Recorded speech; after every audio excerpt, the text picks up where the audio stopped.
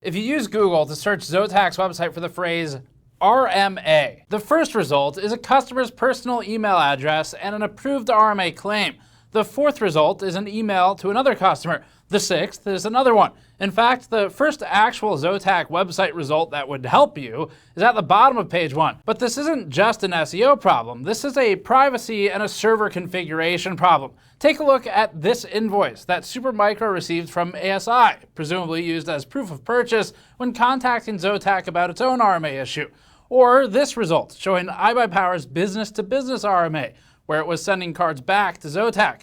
Zotac sends out credit memos like these when the companies file a claim. This is also happening at a consumer level, where you can get personal information for private individuals simply by knowing the URL to search and typing it into Google. It is publicly accessible. And the fact that you can also get it by searching for things like Zotac warranty or Zotac RMA, that's a problem, obviously. Before that, this video is brought to you by NZXT's C1500 Platinum Power Supply, which has passed the Cybernetics Titanium standard for efficiency. NZXT has been certified for efficient operation upwards of 94% and uses a 140mm fan to help run quieter under load. This 180mm form factor power supply is fully modular, using capacitors rated for 105 degrees Celsius. Learn more at the link in the description below. We'll protect the private individual information by just censoring it or not showing it in this video, but the business-to-business stuff like invoices and RMAs between businesses, unless it's super sensitive, which it won't be, then it's all fair game. It's just business, B2B purchasing and acquisitions. Now, when working on this video, we decided to hold it until Zotac either fixed the issue or demonstrated that it was not going to fix the issue.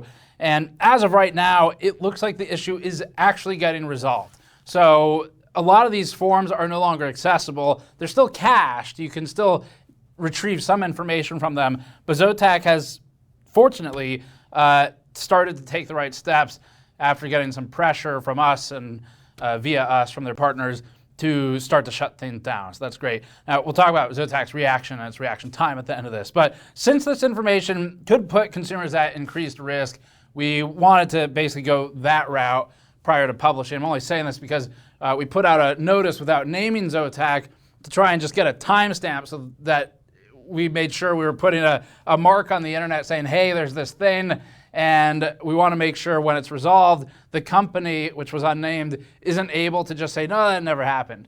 And when we posted that, there were a couple people who were like, no, you should put them on blast. What are you doing? And this particular instance, we really exercised some discretion just because it could put consumers at increased risk because it's not even a breach like a hack. It's just like incompetence that made this information surfaceable through Google searches as simple as Zotac warranty, Zotac RMA. So anyway, we wanted to give them time to protect the consumers. That's what we care about. Realistically, this stuff's out there and cached, and it's almost impossible to fully purge. But let's take a look at some of what GN discovered in the really brief investigation we did. Now we're just gonna use a bunch of files to prove the depths of how unbelievably bad and negligent this was, mostly business files. And the point of it is just to show the types of things Zotac was uploading and storing in a publicly accessible Google searchable server. Instead of using customer files that we'll have to do a lot of blurring on, we'll use the corporate ones. The way we look at it is pretty simple. The question is, if this document were leaked via video cards or WCCF tech, would we cover it in hardware news?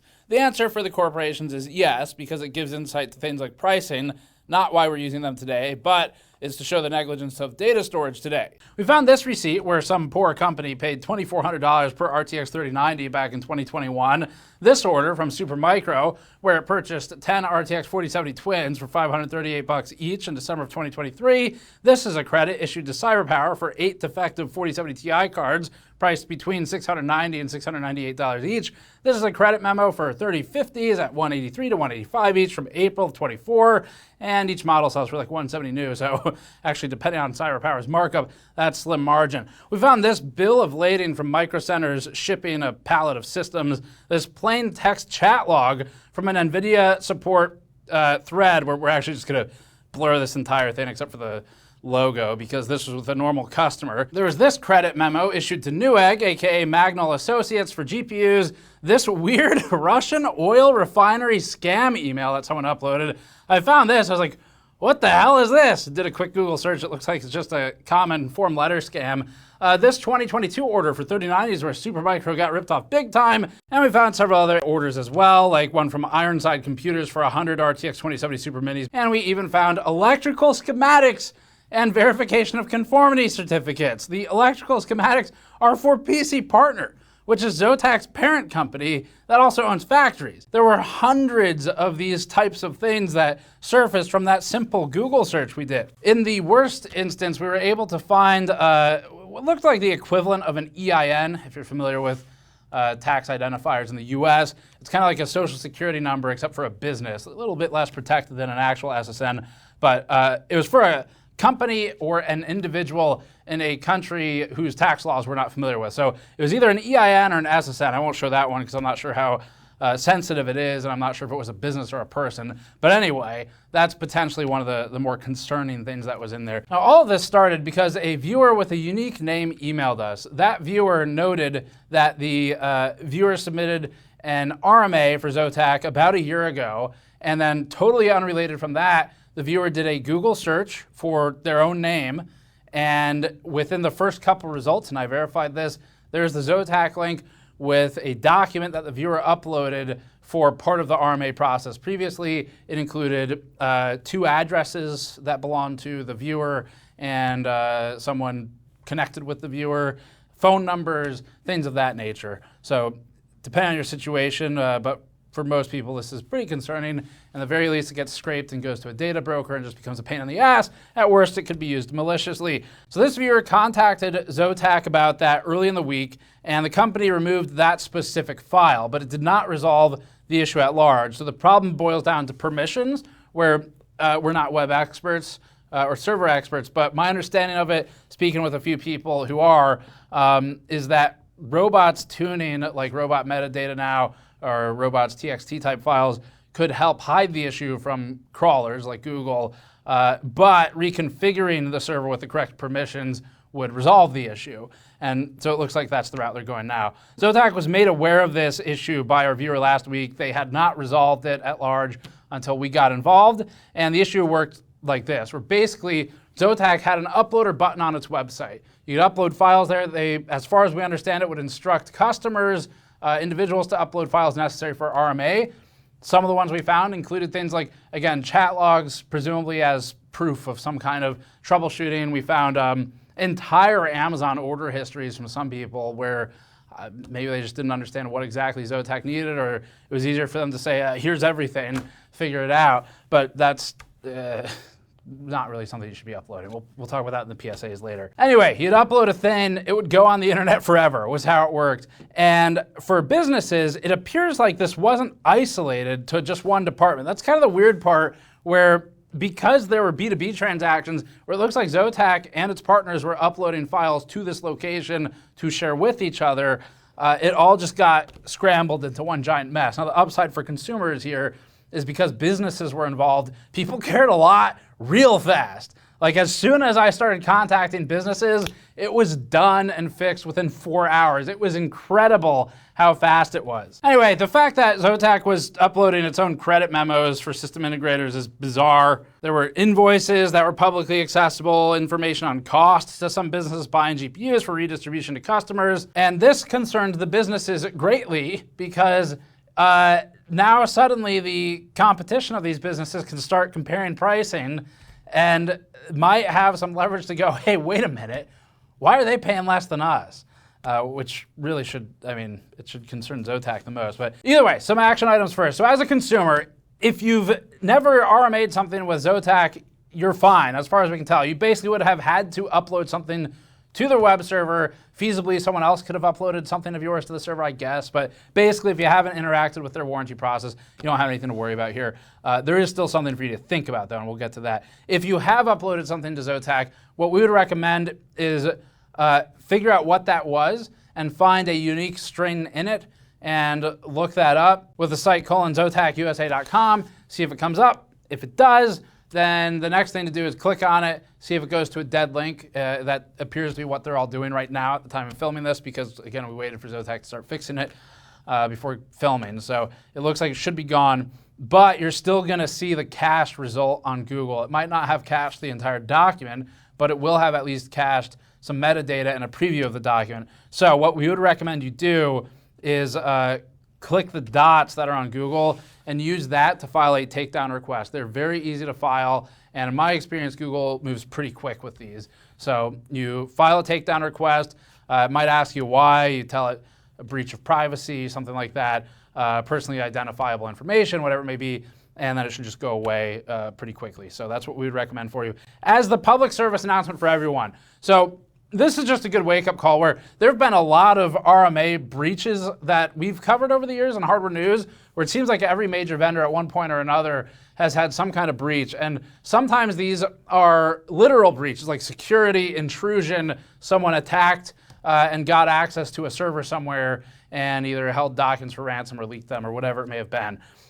In other instances, it's just actual improper configuration of the servers like we see here, where it's definitely negligent and it could be actionable in different ways.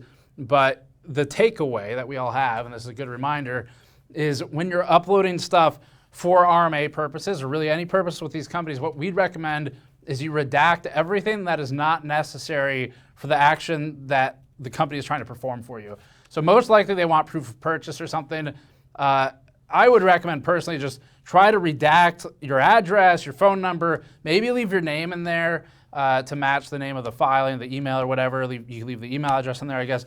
Take everything else out that you can just in case something like this happens again, and it will, or in case there's an active breach. Now, obviously, they'll need your address at some point, but detaching it from the other information or submitting it via the ticket system instead of a JPEG that stays on a server might be more secure. And then this should go without saying, but you should never upload anything that contains plain text credit card numbers, plain text bank account information of any significance that could get access, anything like security questions, plain text passwords, and definitely not things like social security numbers, things like that. So don't upload any, there's no reason to upload any of that I can think of to a web server for an RMA. In theory, if there's payment processing, that happens through a different field. So just a reminder for everyone. Now, obviously, overall, this is an unacceptable privacy violation. We wouldn't be surprised if Zotac gets hit with some kind of GDPR or other issue in some capacity, but we're not sure how that works.